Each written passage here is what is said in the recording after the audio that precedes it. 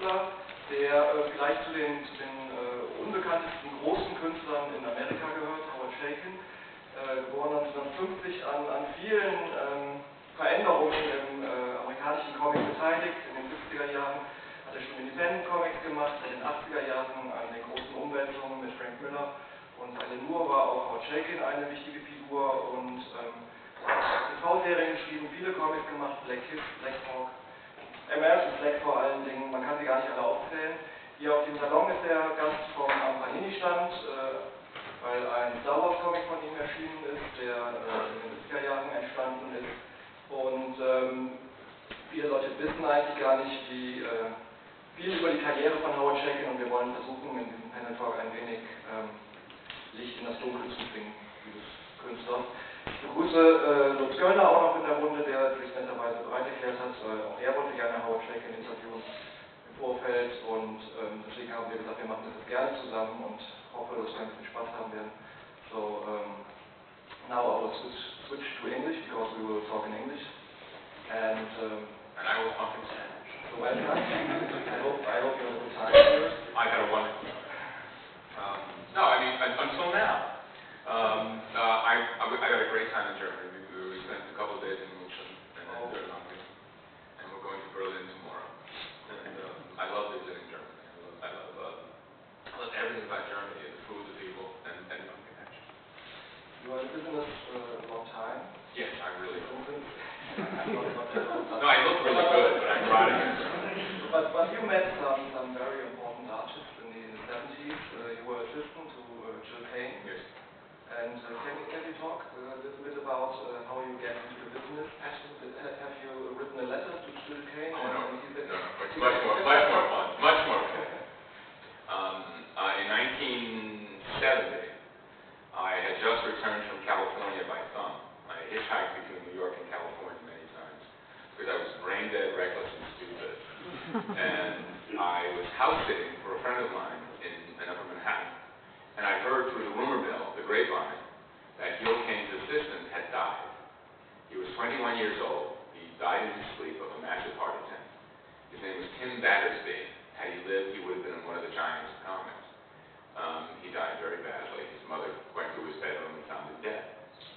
Because I was callous and small-minded and venal and petty, I managed to get Gil's phone number and I said, "Hi, I heard your assistant died. You need someone." You know, just because they're dead doesn't mean you can't climb on top of them. And I went and got hired by Gil the next day. As it turned out, I was house sitting on 2nd Avenue and 60th Street, and Gil was living on 2nd Avenue and 63rd Street, so it's 3 blocks.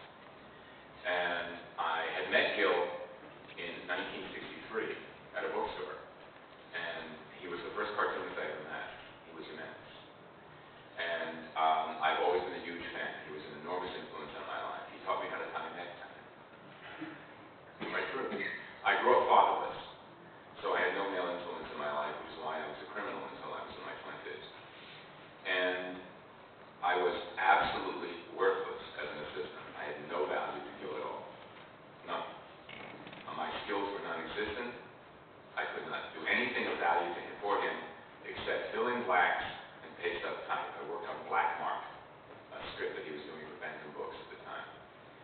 Yet he was very patient with me. And in retrospect, I feel as if I learned more about being a comic book artist from sitting alongside Gil Kane for a year and a half, doing next to nothing. He wouldn't even let me deliver work to the companies because I had hair to my shoulders. I looked like everybody did at the age of 19 and 20 in 1970. And he felt that this is a man who put on a necktie to cross from his bedroom to his living room to work. And I was like all kids were then. But I learned everything I know about the craft working with Gil Kane for a year and a half. He is the most profound professional and personal influence I ever had in comics, period. And he was a very complex man. He was both a great combination of extraordinary sophistication and incredible, absolutely amazing provincialism.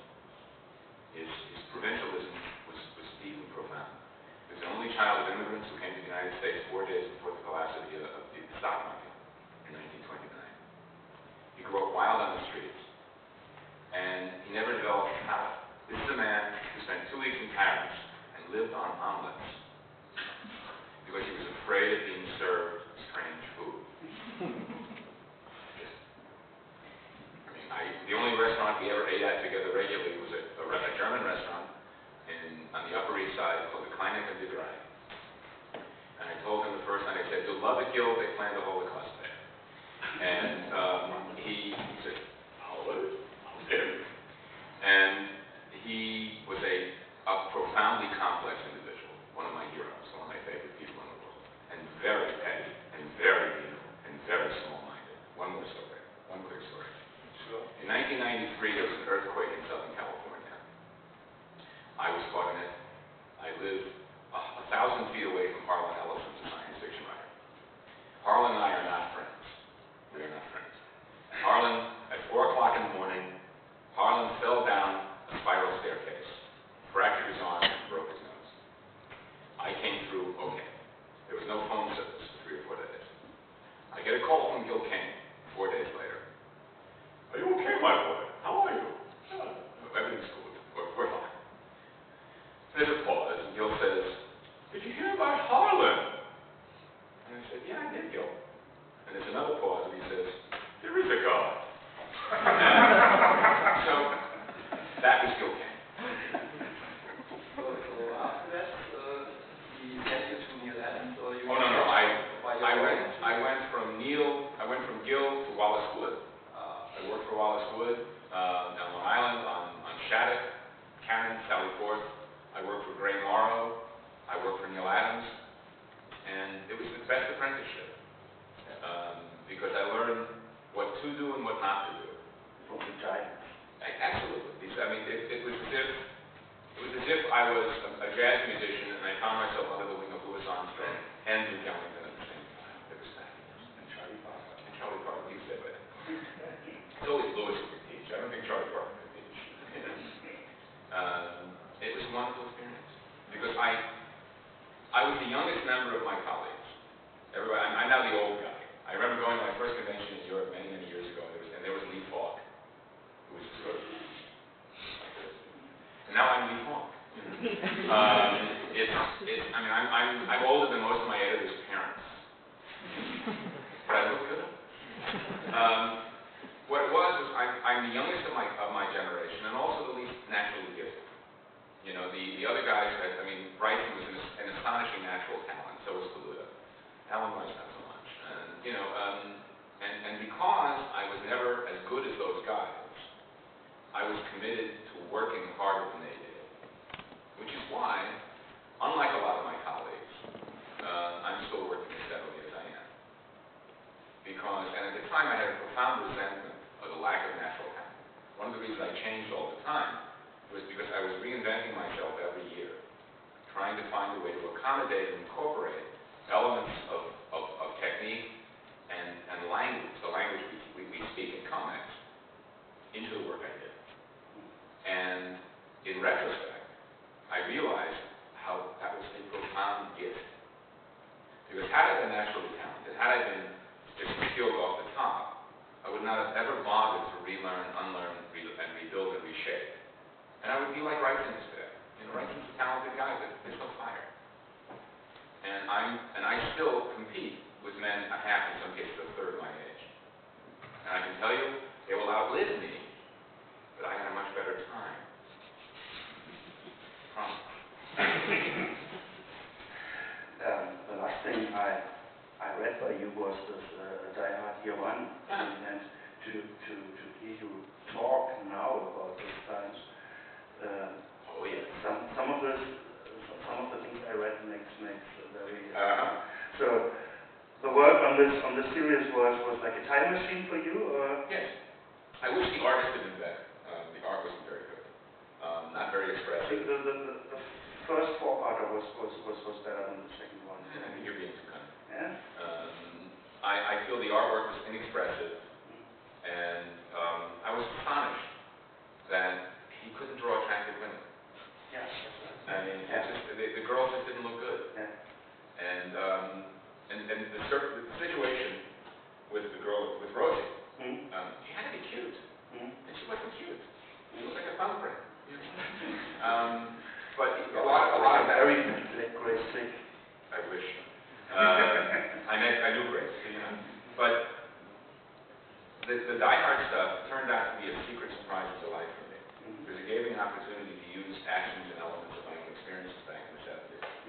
on the bicentennial weekend, I became violently sick. I ate a bad hamburger. I had ptomaine poisoning, and I lost 14 pounds in 8 days. Front and back, ladies and gentlemen, front and back.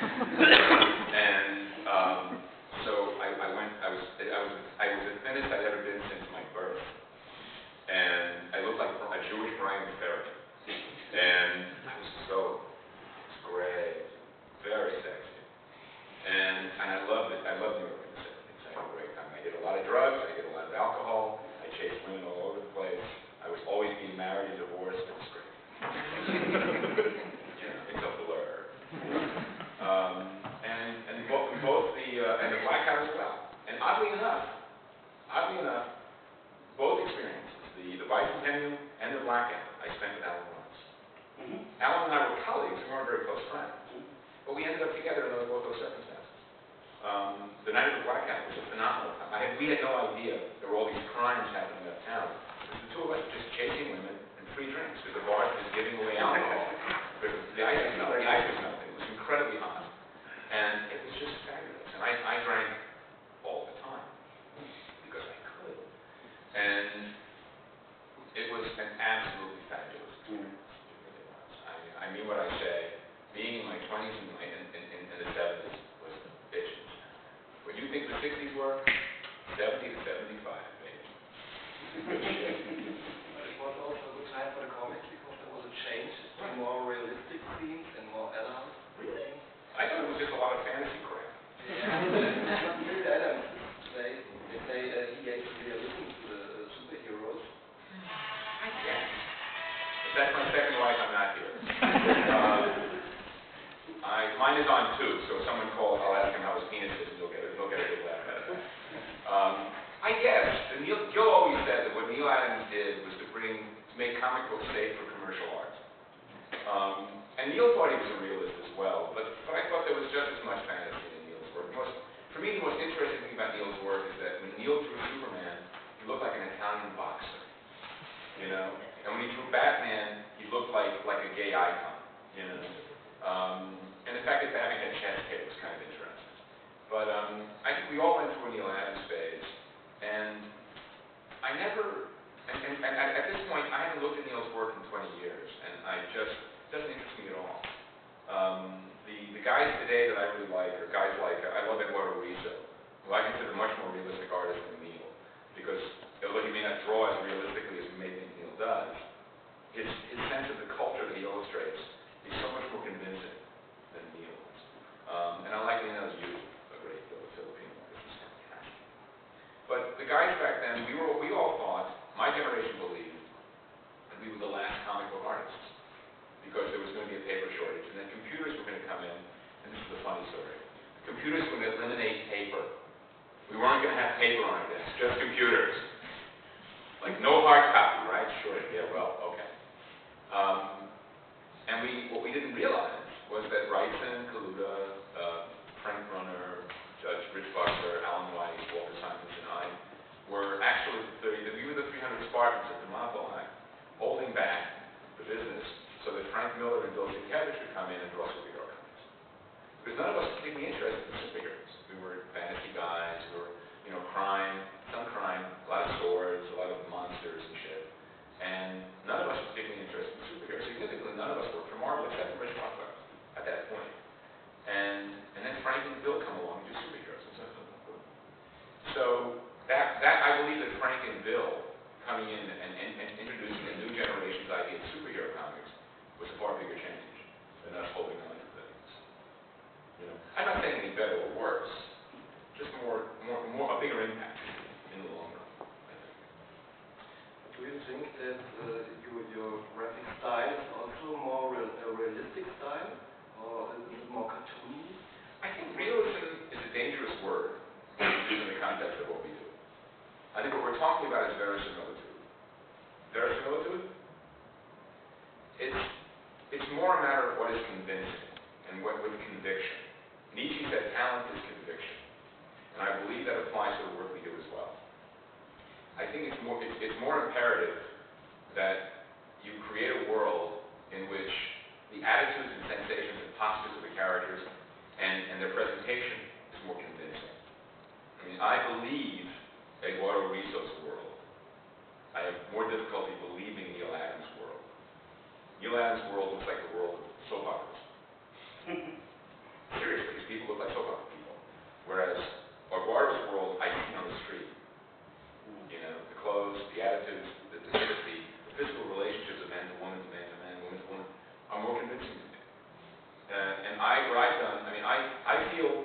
first 10 years of my work was utter shit.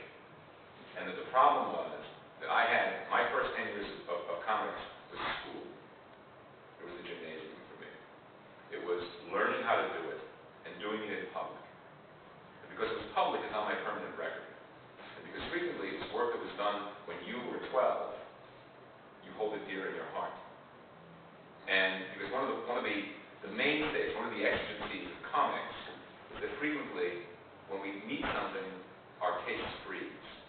The joke in New York and in the States is the golden age of comics was 12. Because that's when you find comics and you fall in love with it. And frequently our taste is codified. One of the reasons that Gary Groth is so vilified at the Comics Journal is that he was also 12 years old, but he outgrew his taste when he was 12. The problem is that the audience rejects Gary because he's rejected them, and Gary rejects the audience because he's Gary. We have to, I believe, maintain our taste and develop a wider perspective and wider palette. I still love the work that I loved when I was 12, but it's a different love. And my taste has evolved and changed. I have a hard time reading Edgar Rice Burroughs, but Edgar Rice Burroughs is one of the three things that made my career. I read Edgar Rice Burroughs when I was 12 years. The day before I was bar mitzvah at 13, and it changed my life. But I can't read it anymore. But I acknowledge it's impossible importance, and I will. Does that make sense? Yes, and I know this. I've read Charles Bukowski shortly, and I fall in love with him with 1617. Right. But now I read him back. What the fuck were you thinking? Oh my God! Exactly. Right. Like the, exactly. But a lot of artists saying I can't speak about style. Style is a very difficult thing to grab. So that's the realistic question was you get early in the independent scene in the 70s. You work for Marvel and then you do some independent stuff also. Wow. And this was something maybe not so new, but it was something different. I started working and I was doing a lot of the writing. One of the dirty secrets of comics is that the artist does most of the writing, regardless of what you may think. We are living right now in a time in the States where it's a writer-driven business for reasons which remain utterly impenetrable to me. And one of the things that I teach a Marvel seminar twice a year. One of the things I teach these young talent is that it is important to understand that the story is everything, even if it's shit. And that your job is to make the writer look good. Okay? One of the things I learned early on in my career was the writers I was working with a couple of exceptions, were mostly failed cartoonists who had failed as artists so they became writers. And I felt that I was a better writer than they were. I had no idea. I was just assuming I was a better writer than them. Because I was cleverer and wittier and a more agile thinker. And that's how I started writing. And the only place where I could get to write my own stuff was the independents. They wouldn't give me a writing job at DC. Forget it. Wouldn't happen. And it was an opportunity to do other stuff, to create characters. And, Starbucks was basically Conan in space. As simple as that. Whatever. In the same way that Avatar is Pocahontas in space. So, the independents were there to give us an opportunity to do something else. And when bear in mind, a lot of it was timing. Because in 1980, I had a big screaming match with the then editor-in-chief of Marvel Comics over an issue. Because I thought he behaved like a shitbag. And he doesn't like me very much either. And as a result of that, my hand was pushed, and I went and left comic books for 2.5 years. And I made my living as a paperback artist. I did westerns and science fiction and romances. And I did okay until the Reagan Revolution took over and started kicking the legs out from underneath publishing houses. And I went from making 3,000 a painting to 1,500 a painting to 1,000 a painting. And I saw the writing on the wall. And at the same time, coincidentally with that, I got a call from Mike Gold, whom I'd known from the Chicago Convention, who asked me if I'd be interested in working for this new company, First Comics. And they said we'd like to have some suggestions. And I came up with a book called Love and Bullets. Not Love and Rockets, but Love and Bullets, which was black. Yeah. And I pitched the book. By that time, Love and Rockets came out, so it became an American thing. And they bought it in June of 1982. The first issue came out in June of 83. And I've said since then, and I stand by this, that I don't believe I could have done the book with as much just all over the place at Marvel or DC. Because there was history at both of those companies. Because there was no history at first. Because there was no baggage. There was no pre-existing sensibility. The company did not have an identity. Without that identity, it was possible to do anything. You know, Mike Morrell got to do his John Sable, and they got to do a play, the War thing, and they tried different stuff. And doing Slack taught me a great deal, because what it taught me was that I had spent years denying the necessity for craft, and that craft was ultimately what it was all about. That it was a matter of execution. That the actual, we'll talk about that later. That despite the material itself, it was the execution of the material that was most important. I mean, I had told Andy Helfer at DC Comics about it. Sounds like stupid shit. It sounds like the same stupid as shit. It really does. The execution of it, however, was what made it profound and different. Yeah, but was it because he didn't like your pitch, or? No. It's because he only could see it from his own sensibility, his own experience. It's one of the reasons why I take no praise or blame seriously. If I accept the praise of a comic book audience, I have to also accept the blame. And I reject both. Because basically the taste, the opinions and sensibilities expressed are based exclusively on preconceived notions, on pre-existing concepts. It's why television, I can't speak for American television. It's why American television is the way it is. Nothing succeeds like imitation. And years ago, there was a series called Northern Exposure. Okay, which was about one of my favorite. And it was supposed to run for 6 episodes and go away. And it became a huge hit. And immediately everyone tried to do their version of Northern Exposure. And they got it. Because I'm using idioms here. You cannot capture lightning in a bottle. That you cannot take an idea that succeeded and then try to create your own version of that idea. It's impossible. I watched people do it after Flag, and it was ridiculous. So I think it's a matter of, I'm now a brand. Yeah, but in my remembrance, the big two mainstream publishers rejected American Flag because. I didn't pitch. No, I never pitched it. You talked with Andy Helfer. No, because he was a friend. No, I wasn't pitching. No, fuck that. No, in fact. I always thought they didn't like the fact that you were going to be the writer and the artist. No, I was writing for them by that time. Yeah, no, never a problem. By that time I was writing for DC and Marvel. Sure. I never pitched it at DC and Marvel. No, what happened was after it came out in June of '83, Jeanette Kahn came and said, "Why did you do it for us?" I said, "Because you wouldn't have done it this way." And she refused to believe it. I said, "It's absolutely true." The fact is, the lack of history made it possible to do a book that didn't have the preconceived notions that you would have brought to it. And I stand by it. No, I never would have done that. I mean, after the fact, history can change and adjust it. It made it possible for me to be more valuable. It's why, for example, Giordano came to me and asked me to do The Shadow. And then told me after I agreed to do it that the book was doing too much. That's very typical. I'm still going to New York in 2 weeks to speak at Dick's Memorial. Yeah. But no, I never pitched it this year. American Flag is very innovative with themes, with religious themes, and its media satire. And it has been innovative by its layout, because we were using or experimenting with the layout.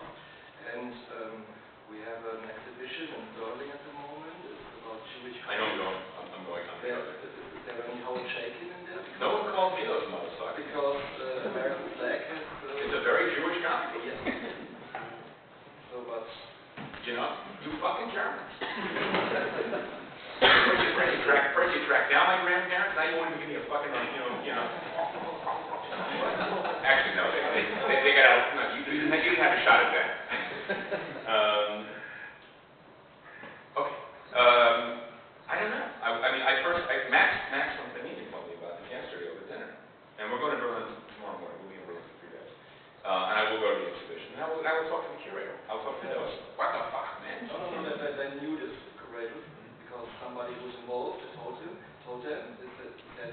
you have to do American flag. And they didn't do it? Yes, they did do it. Why not? You know, I don't know. it's because because Will Eisner and Art Spiegelman, Yeah, they're more popular. cocktails. You can advertise with them. Yeah, I know exactly. You can tell that exactly. Yeah. But I will not express opinion in front of you. I'll do that in front of the story for another day. No, I only found out about it yesterday. Okay. And it's okay. I'm not bitter. Because like the mirror wasn't cured. Okay, that's happening. I was always wondering when I read American Flag, and I get the jokes you made about Judaism, about the Nazis, and I still remember I was sitting there and thinking, how could he do this? And, I have no fear. I think at a certain point, I'm a coward by nature. I'm a physical coward. I'm afraid of you physically because I will cringe and whinge and whine. But when it comes to putting it on the page, I have to be restrained. I really do. I have to remind myself to restrain myself. I've gotten much better at it than I used to be. A couple of weeks back, I was invited to a convention in England, and as it turns out, my son is going to be running in the New York City Triathlon that weekend. So I'm going to be in New York to cheer him on because he deserves that. My son and my daughter are home. So I had to decline, and the invitation said, this artist can't make, it turned out he couldn't make it. So I graciously responded saying perhaps next year. And I took out the line that I wrote and I erased it, which was, perhaps if such and such artist can't make it next year, you can re-invite me. So I didn't say that. But that's the new restraint for me. You know, I'm trying to be less of a shit-heel. But in the context of the material, I feel that comics are cowardly. And that they're pitching. They're pushing. Because people don't express points of view. They don't express genuine opinions. And they're constantly seeking a middle road. And the middle road is where boring people dance. You know, I want to see a point of view. I want to see a political philosophy, even if I disagree with it entirely. You know, Christ. This past November, I went to New York City with the dearest friends, among the dearest friends I have. They're Republicans and they're evangelical Christians. Christ. God. I am a very, very much a Democrat, and I am devoutly atheistic. You know, I refer to them as supernaturalist troglodytes. And they believe in things that are just... But they are still your friends. Dearest friends. I spoke to him yesterday, last time before I went. Patrick is one of the heroes. We're buds. And they said, can we talk about you the same way? We hope you'll say when you're in hell, we'll come get you. You know. But I believe that it is important to have a point of view. When I did the Challenge of the Unknown for DC, the internet, there was a thing that left-wing faggot. Okay, I'm in, babe. Yeah, at least someone noticed. You know, I am that way. So you want to shock? No, not at all. I don't give a shit about it. I'm always amazed when people take our supply. I always make the assumption that I have a point of view that is shared by others. You know, it amazes me to find out just how limp-dicked people can be, just how utterly shocked they can be. Weren't you thinking about this too? I guess not. You know, when I did Flag, I did not expect the kind of response to what was perceived as controversial. I simply did a book that I think everybody would want to see, because it's about shit everybody talks about. It's about fucking, it's about shooting, it's about killing. You know, and before I got here, I was talking this morning to a couple of our colleagues, and I have no interest whatsoever in science fiction. I was weaned away from it, as I said. And I like crime fiction. And I did Flag is the last science fiction project that I ever had any real interest in. And it was actually more a matter of taking contemporary technology and popular culture in 1982 and 83 and extrapolating it just a little bit. You know, just pushing a little bit farther, where things were going. And it seemed perfectly logical to me. And it demonstrates that you're just not paying attention. You know? I like the comic book. I used to spend my life, when I was a little boy, I wish I'd been born so I could buy 100 Issues of Superman #1 and that's going to the future. You know? And then, when I was a little older, I wish I'd been around to hear Count Basie and his orchestra for the first time in New York City when he came to the famous door. Now, I accept the fact that that's just nonsense. You were born in the age in which you're born, and you make the best of the world in which you live. And I'm a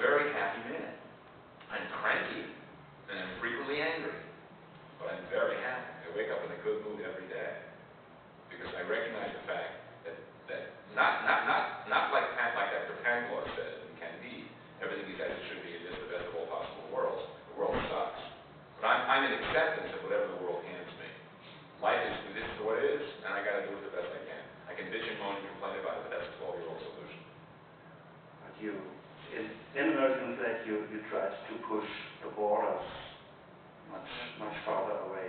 How so?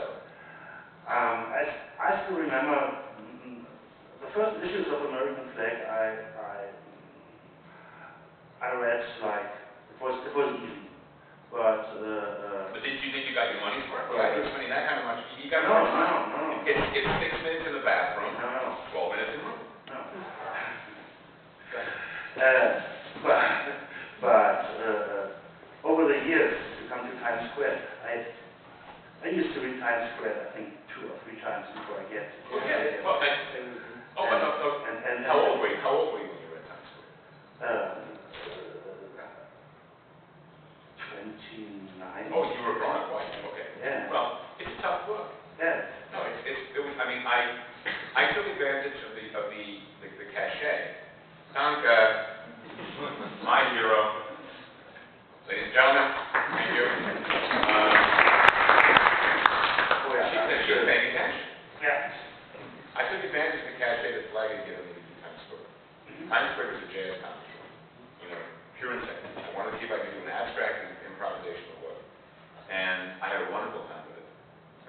And again, I recognized the fact that it was going to be difficult for the audience, but I made the categorical mistake of assuming that the things that interested me were part of what everybody else was interested in. There were only 3 guys in comics who give a shit about that stuff, and I was 2 of them. Yeah, I have no idea. I'm assuming, I'm guessing. Okay. But I mean, because to a great extent, Times Square is a magic realist, fantastical version of my own autobiography. Yeah. It's about my family. It takes place in it took place in the mid-1980s. Yeah. If the future as visualized in the 1939-1940 World's Fair had come true. This is the underworld of that society. And I thought everybody would like that. I just thought, this is what I like today. It's taken me years to learn that I have a tendency to be ahead of the curve, not for my profit. And I'm okay with it. I mean, I was reading a book where it said pioneers don't make the money. And I'm okay with that. And I used to not be. I always wanted the money. But I was lucky enough to get into television for 15 years and make the money. But first we have to talk about Blacklist. Okay. You can. I want to ask a question about American flag. You guys having a good time? Is this working for you? Yeah, sure. I'm worried. You haven't cared for it. It's all about losing plots. No, it's a pleasure to hear you talking. Yes, that's right. But you were pushing the borders in another way also, with the layouts you gave to the comic book. Because you give us the panel grid, and you were composing the page, and you included sound words, which goes blam, blam, blam, blam, blam, blam, blam, blam, right through the picture, which was... To a great extent, that was both inspired by Walter Simonson. Simonson was the one who introduced lettering, the way it did in Flag in Manhunter. He was doing his own lettering, and I thought it was a brilliant idea. But also, Walter said something to me many, many years ago. Walter and I used to live together, live across the street from each other. We ate all the time together. Before we were married. And Walter said that comic books are illustration with the addition and application of time. And I thought about that. And one way to approach that is like a movie screen, grid, the metronomic effect of the 6-panel grid. On the other hand, we live in a culture in which time is collapsing. And what I was trying to do with the layout and Flag was adjust the element of time visually to create to imply and create the kind of things that D.W. Griffith was doing with irising and fades to try to incorporate latter-day film cuts into comics. And that was my first instinct. But where I found the answers to these questions was more in fashion magazines and some more in avant-garde fashion magazines and literary magazines. And in layout of more upscale lifestyle magazines of the period, and also in the work of a graphic designer named Richard Saul Werman, who redesigned travel books. He did access books; they were called access, and he used bullet points and charts and all sorts of different techniques in ways that no one had ever used before. And I absorbed that. So So to this day, I look at other shit because comics as a storytelling medium, the mainstream thing. Alex Toth and I argued about this until the day he died. I believe the grid is only one tool. The 6-panel grid, the 8-panel grid, they're part of the package and they can be used. But if they become the whole package, for me, they obviate, they eliminate one more technique, which is to control the way the reader and the viewer sees the material. I feel that when you do the metronomic 6-panel page, you're boring the reader. So your panel just movement. Yeah, and trying to go faster than the other two. Trying to imply the presence of time. Yeah. Because time is important in this. You know? And I can see how influential flagging Times Square have been in terms of weighing. Yeah. Yeah. But I'm fascinated by the misuse of the technique.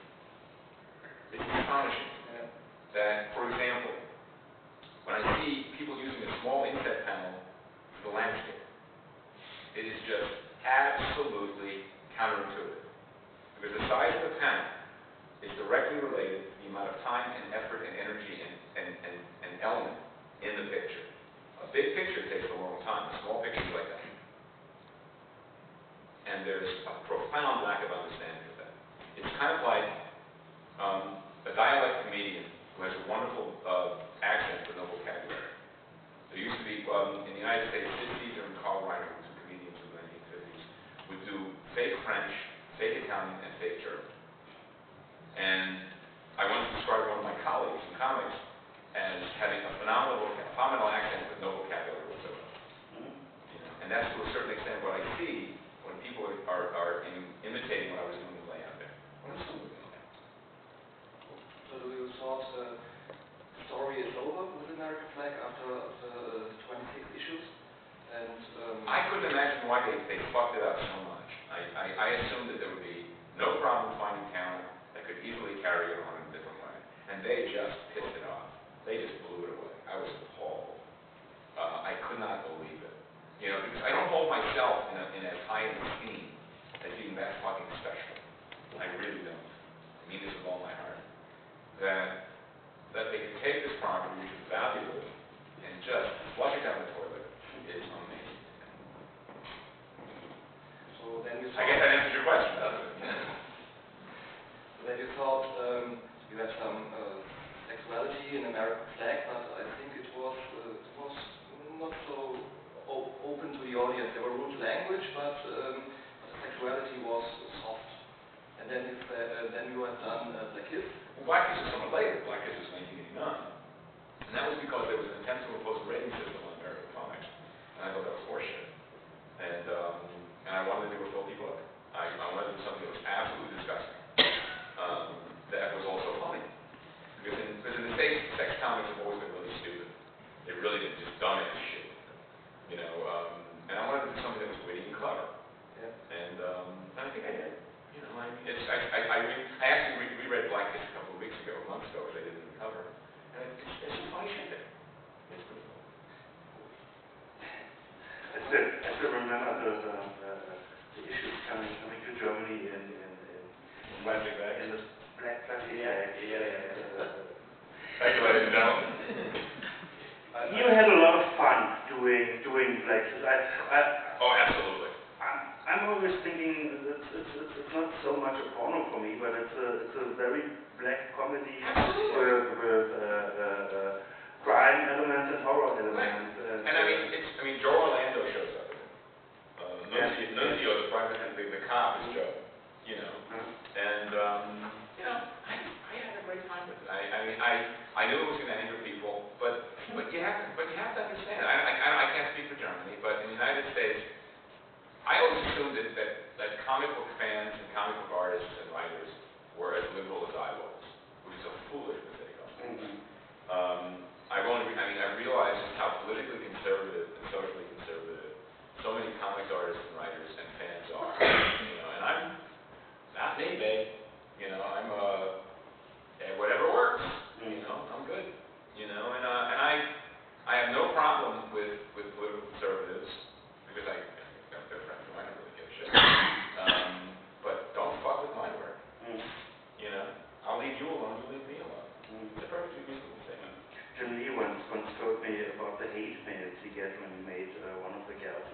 13 a lesbian. Mm-hmm. He was really he was in fear. He was in fear. I have my phone number is listed now for the first time in years because nobody was looking for me where I live. I live out of the right place. But when I was doing Flag, I was sharing studio space with Simonson, Jim Sherman, and Frank Miller.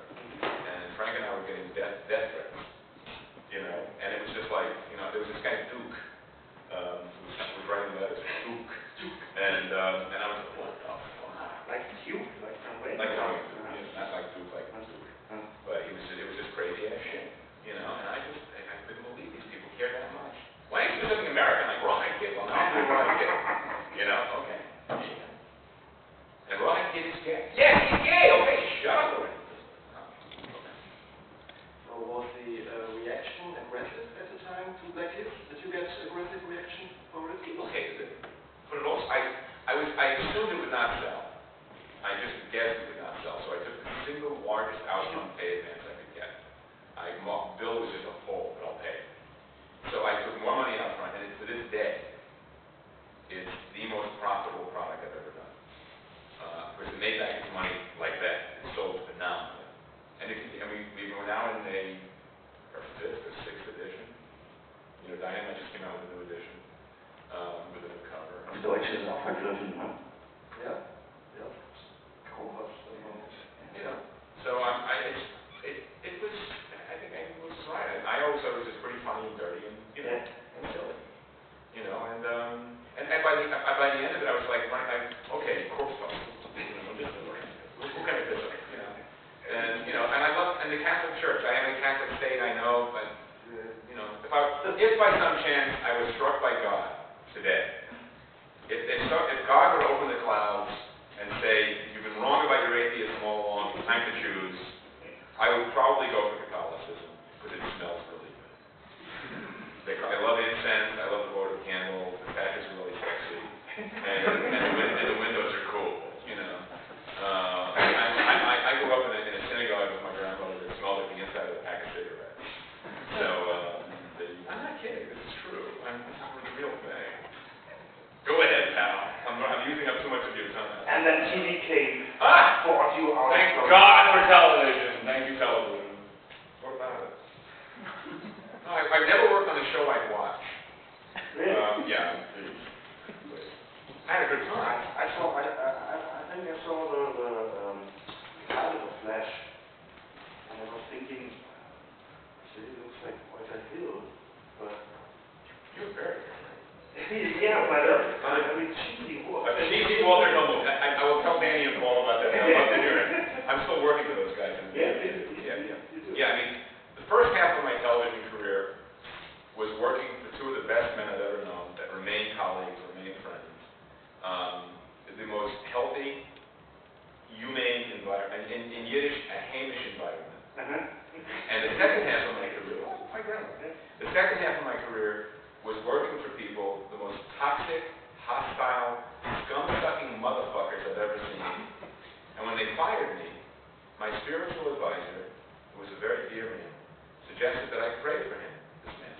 I said, I pray that he gets ass cancer and a brain tumor, and that it eats its way through his scumbag, fat English body and meets at the shriveled piece of shit that he uses for a heart. And this was this. And my spiritual advisor looked at me and said, that will work for today. I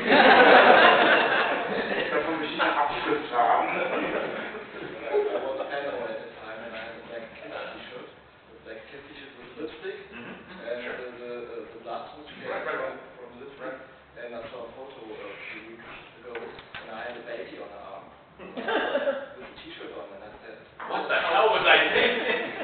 Look, I mean, speaking of t-shirts, I went to visit a colleague of mine, a friend of mine who died some months back. He was in the hospital like 2 years ago. And it's a small town, and provincial. And I'm sitting there waiting to go in to see him. And this guy walks through, probably about your age.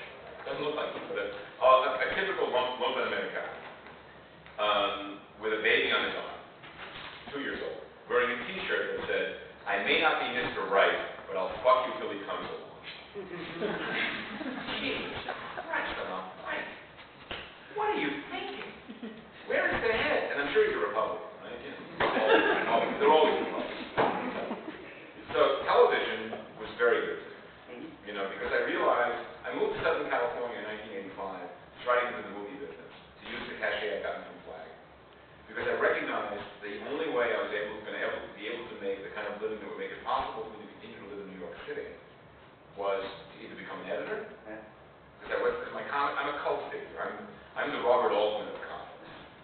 Van Morrison of comics.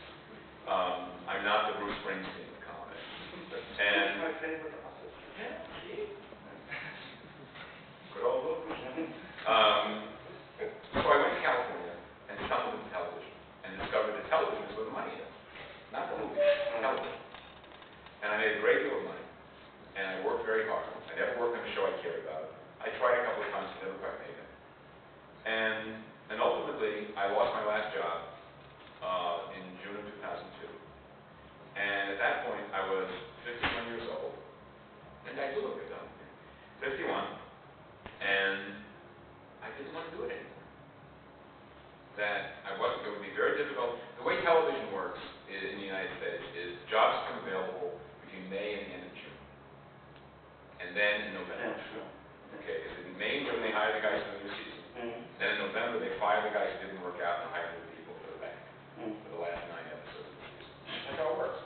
That really is. That's the logic of it all. So I realized that here I was fired in June. So I would not be able to get a job until November. So I didn't bother thinking about it anyway. I sat for a month in shock that I'd never been fired. And I called Joey Cavalieri and asked if he'd like to do a book. I pitched a book on a Friday, bought it on a Tuesday, it never happened. And I started doing comedy. And I realized, I turned to my wife and I said, how would you feel if I never went back to television? She said, I'd be delighted. Because it was turning me into a shitbird.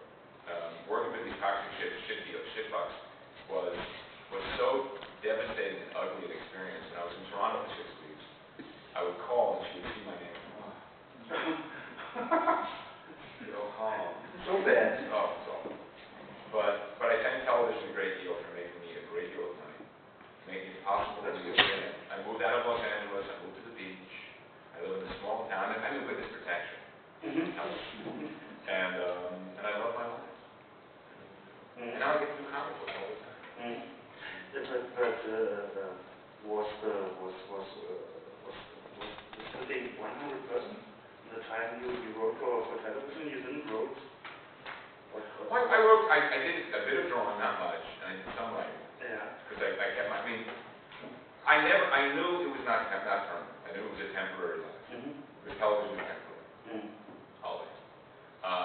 So I always maintained my relationships. On the other hand, when I came to New York, I flew to New York on my own nickel.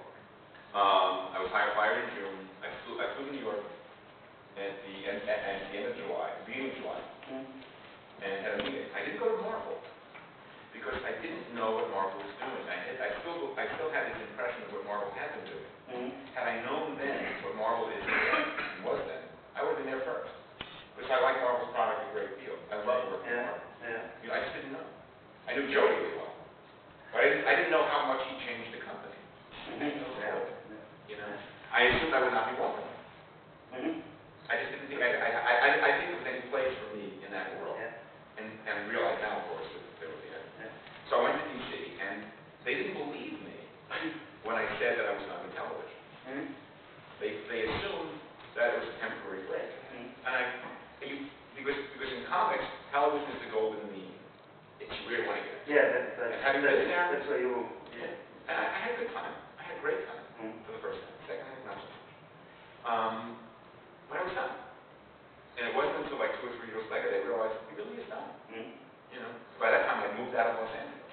I mean, I live an hour and a half north of LA. And to work in television, you have to live in Los Angeles. It's 80 hours a day. Okay, it's a lot of people. And you choose to work with people who lead with. That's really the standard. Well, even this kind of time. So, but you can then start working with Walter Simon. I love this Hawkman story. Hawker, yeah, really. I had a good time with the book. But I was seduced by Blade. Not because I care about Blade, but because Mark Guggenheim's proposal was so fun and so much fun. Oh yeah, I love working with Mark. I mean, I ran into Mark at a symposium about a month ago. I told him after the San Diego convention we were going to get together and have a chat about doing the book together. I'd love to work with Mark. And I just did a spirit story he wrote. I just wrote a spirit story that Brian Bolland is drawing. I can't wait to see that. And I drew a Guggenheim spirit story. And Will Eisner's spinning is great. I was never one of Will's favorite people. Will Eisner, and I'm not one of, and Will's not one of mine. We did not get along very much. maybe this ghost will be haunting you. Okay, your career is very long and too much for 1 hour. Yeah, I know, we're fine. Yeah. I hope you had a good time. I mean, you're German, so you keep to yourself, but, you know. I want to excuse the rude language he used. What rude language? Was there someone... I hope somebody hates it. Was someone using rude language in this room? No, I mean, the fact of the matter is... I have to read this, and then I decide. You'll cut it out. Someone once described, in a derogatory way, my writing as public transportation dialogue. And this guy thought he was insulting me, and I thought it was the most profound compliment I could receive. It meant that unlike the comic book writing, which is, like, hello, Hal Jordan, how are you? It was the way people actually talk and address each other, you know, in a passive, aggressive, charming, friendly, hostile, the way people really behave. So, I hope that no one has been offended. I don't care that much. I don't live here. I'm going home. You know? And I hope you've enjoyed yourself so much. I really do. I'm all bullshit aside. I am profoundly grateful for the career that I've had and that I can hope to continue to have. Because comics has been a profound joy to me. I love making comics as much as I did when I was 12 reading them. It's a different love. But the depth and profundity of it remains huge. You know, it really is. I love the making of comics so deeply. I get up in the morning with a smile on my face. I'm a very lucky man. Thank you.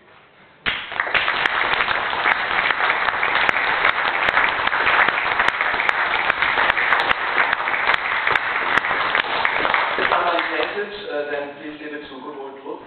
And Lutz will fuck with it, ladies and gentlemen.